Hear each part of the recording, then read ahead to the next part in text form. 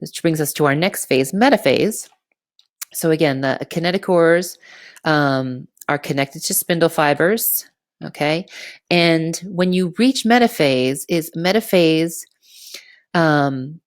happens when all of the chromosomes line up in the equator of the cell. So they're all attached to their microtubules like this, and they all line up in the equator of the cell. So there's a little bit of a push and a pull with the microtubules. Again, if you look down at this point here, so it's attached from one pole, it'll lengthen and shorten as necessary to draw the chromosome to the cell's equator, and they form a nice line. And metaphase is by far the easiest phase to recognize by looking at a picture of the cell. It looks just like this. They're all lined up in the middle.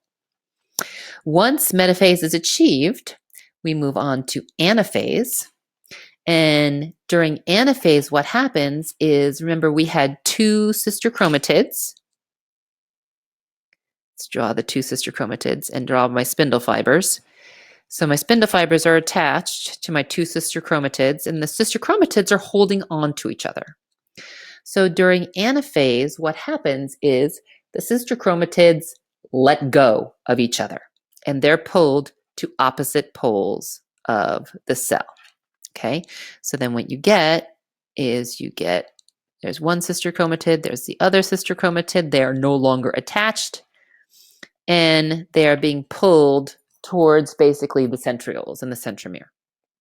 Okay, so sister chromatids separate.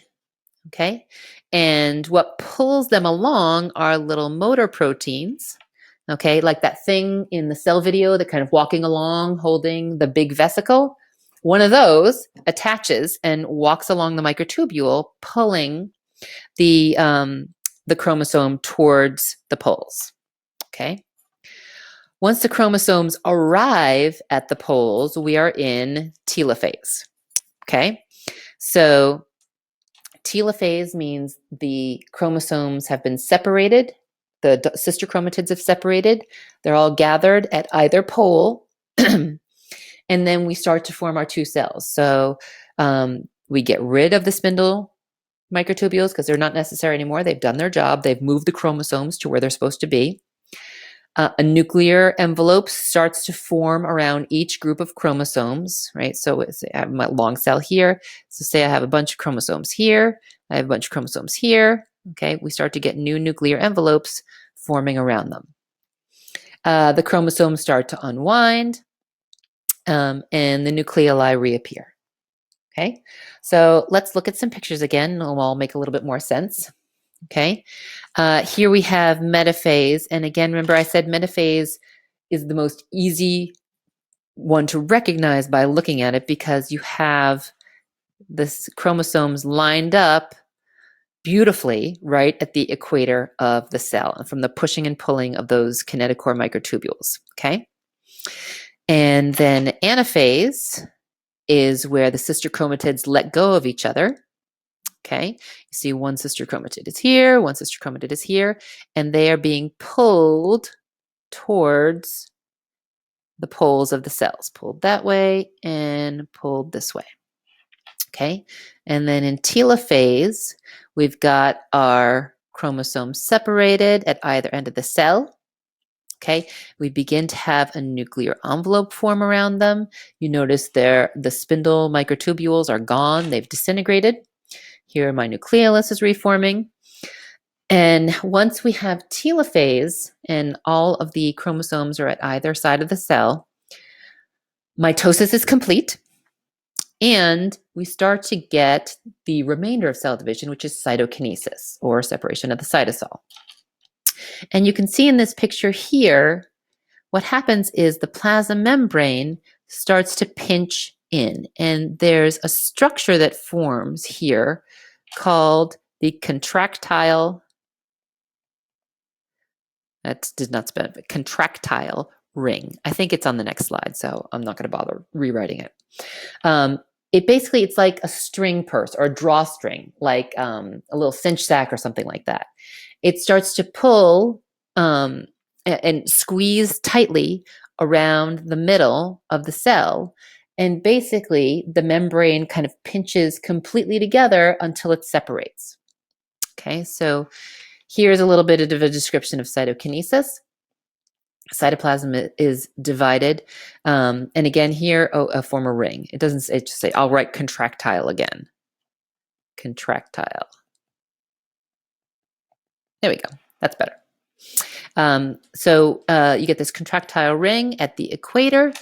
It contracts and constricts, and eventually, basically, just boop, pinches completely off the membrane, and you have two daughter cells, and each one has a nucleus. And the two nuclei are identical genetically. Hooray. Okay. Then, following cytokinesis, cells enter G1 and get ready to go through the whole thing again. Okay. The last thing I want to talk about, here's just some pictures again. Prophase, we get condensation of chromosomes. And here up at the top, you have some actual real live pictures of the DNA. So here's a step. Here's prophase, pro-metaphase. Okay. Metaphase, our nice line at the equator. Anaphase, sister chromatids are separated. Telophase, we have our two daughter nuclei forming and our contractile ring starting to pinch in. Okay, and then eventually, boom, it pinches straight all the way through. And we have our two daughter cells, and they are, again, genetically identical. So now, really, the last thing I want to talk about is cytokinesis in plants. Because plants have a cell wall, it's much harder for them to pinch off. In fact, they don't pinch off at all. The cell wall is there to keep the structure. So what happens is the division between the cells kind of forms from inside. Okay, so instead of pinching off, you get little vesicles. They're so handy, those vesicles, full of carbohydrates that kind of assemble along the cell equator. And there's going to be a lovely picture next that'll make more sense.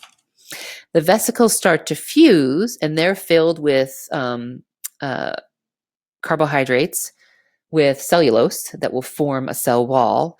So there's the vesicles fuse into this sac, and it's called the cell plate.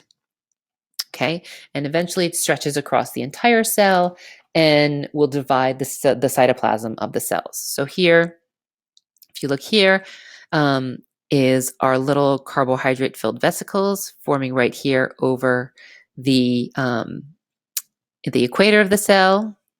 Okay, here you see the vesicles beginning to fuse as we form a cell plate here in the center of the cell, and eventually the vesicles completely fuse and the plate goes all the way through. And basically that's how the daughter cells are separated. Okay? Any questions? All right. I think that's it. The end. I love mitosis.